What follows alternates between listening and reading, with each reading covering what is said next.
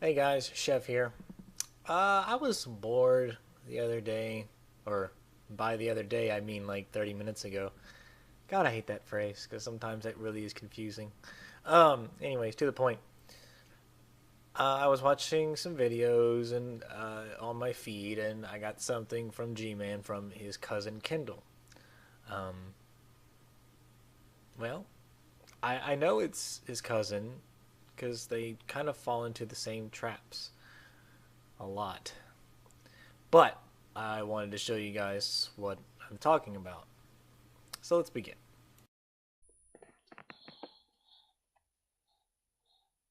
Gary, I don't know why you keep going back and forth with him. It's a whole bunch of malarkey. This idea that atheists are not presuppos what? Yes, presuppositionalists. Yes, I normally use that word fairly often recently. It's just I got tongue tied for a minute. No, no, you didn't. You had to stop and ask somebody off camera what the word was. That's how I know that you and G Man are related because you both seem to have this problem with big words. Either use the wrong word altogether, use a word that sounds similar to the word that you're actually looking for, but it's definitely not it, or you have a problem saying the word in general. So here's a tip from some guy that makes really bad videos and bad editing to you. When you start off that strong, start over. Just start over fresh. It can save you from a lot of difficulties down the road. Of course, atheists are presuppositionalists. What are they presupposing? They presuppose that their five senses is suitable to ascertain all knowledge that can be ascertained, or that the five senses of humanity, let's say as a collective, is suitable to ascertain all knowledge that may be ascertained.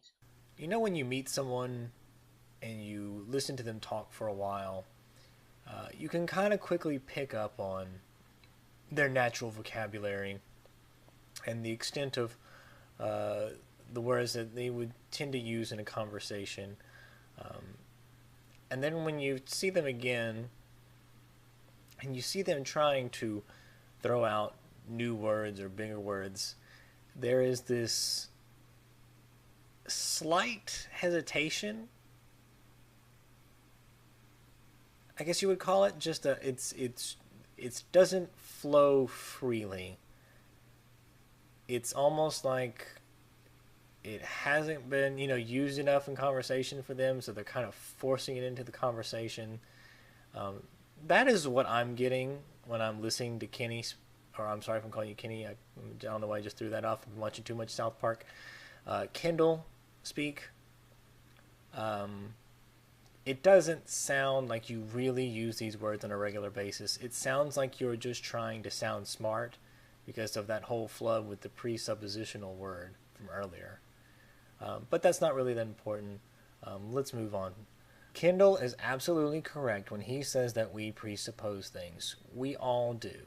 We all presuppose things based on our current knowledge or our current set of beliefs. However, this grossly misdefines what presuppositionalism is. Presuppositionalism is a school of Christian apologetics that believes the Christian faith is the only basis for rational thought. It presupposes that the Bible is divine revelation and attempts to expose flaws in other worldviews, basically saying that without God there is no knowledge. That is presuppositionalism. Us presupposing something or another does not count. We are not presuppositionalists by definition. So that needs to stop.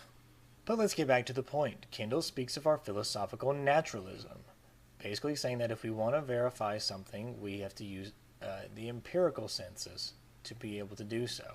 However, that causes a big problem when it comes to the spiritual realm, because the Christians have defined the spiritual realm as something that is supernatural, something that is beyond the natural realm, that is, scientifically cannot be observed, measured, quantified, or and so forth.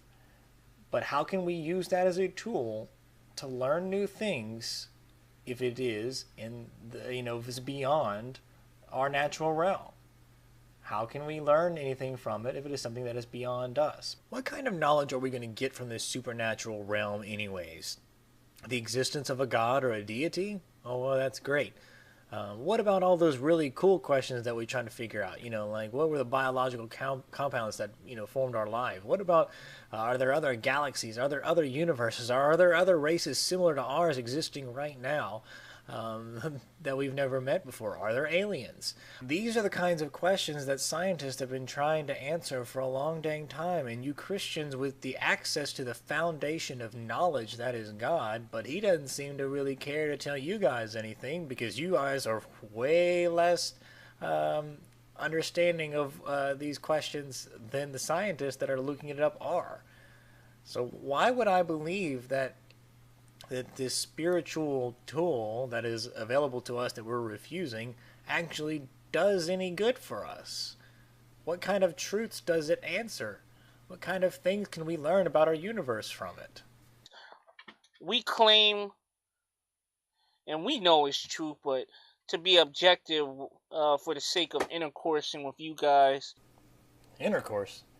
You mean discourse? I mean, if you're into that kind of thing, that's fine, but can you at least take me to dinner first? But it seems like things have turned around because the theist minds are open. You atheists, since you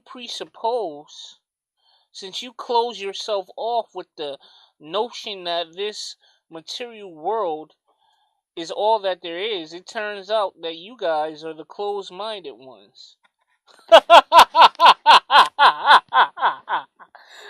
And we're the ones open-minded.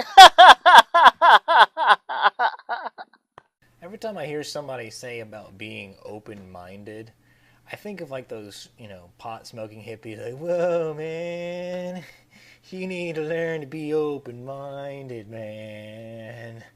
How do you know that every person's life, like, isn't like this, weird intergalactic light game of life where some kid off in another galaxy is actually controlling your life with a little spin of the spinny thingy, man. And everything you experience is on his intergalactic life board, man. Or that maybe we're this, like, program, this entire universe is just a program on somebody's iPhone, man. We don't know. Why are you being so, closed-minded to those possibilities, Christians? Why don't you believe those possibilities? Are you being closed-minded to it? No. It's just that you've taken the evidence, things that you've seen in the world and your experiences that, you feel are from God, and you don't believe that. We did the same thing. This is not about us being closed-minded. It's about us not wanting to be just gullible to any idea that somebody throws out there. And if you want to call us, closed-minded, that's just laughable at best. Myself, I am an agnostic atheist, which means I am currently not convinced by the arguments for a God, but being that we don't know everything about the universe, it is possible for a God to exist. And so I am actually open to the idea of God existing, or a God existing. But you as Christians, the ones that are like G-Man, maybe yourself, Kendall, are those that believe that they are 100% certain that God exists. You, by definition, are being more closed-minded than I am. I am willing to change my mind. I am willing to be convinced. Otherwise, you are not. That is closed-minded. I am going out and looking at new information. I'm trying to understand cosmology better and paleontology to understanding, evolution and the dinosaurs and, the transitional forms and whatnot, and trying to understand where our universe came from and how scientists have even figured out how to do all these things that they do, and to understand the possibility that galaxies have other people out there, that or different life forms that could be as smart or smarter than us, or have existed or will exist in the future while we're dead. That is an amazing, just a humbling thought to know that we are not alone in the universe, or we're not that special. And I'm willing to look that information up. However, you, on the other hand, as Christians, are mostly just happy with, oh, well, God did it. God made evolution work, and it doesn't matter about these other planets because, it's all for God's glory. It doesn't matter if it's infinite or whatever. It's just all about God. I need to focus on what God's planned for in my life. I need to keep my head down and just keep trudging forward. Don't care about anything else, just God. That is closed-minded. So no, those like us that are philosophical naturalists are not closed-minded. We're just not willing to believe in your candy land. This is the Atheist Chef signing off. Peace. Gary, I don't know why you keep going back and forth with them. It's a whole bunch of malarkey. This idea that atheists are not what? I know that you and G-Man are related because you both seem to have this problem with big words. Either use the wrong word altogether, use a word that sounds similar to the word that you're actually looking for, but it's definitely not it, or you have a problem saying the word in general. So here's a tip from some guy that makes really bad videos. Yes, presuppositionalist. Yes, I normally use that word fairly often recently. It's just I got tongue-tied for a minute. No, you didn't. You had to stop and ask somebody off camera what the word was. That's how I know man from his cousin Kendall. Well, I know it's his cousin because they kind of fall into the same traps a lot. But I wanted to show you guys what I'm talking about. So let's begin. Hey guys, Chef here. I was bored the other day, or by the other day I mean like 30 minutes ago. God, I hate that phrase because sometimes it really is confusing. Anyways, to the point. I was watching some videos and on my feed, and I got something from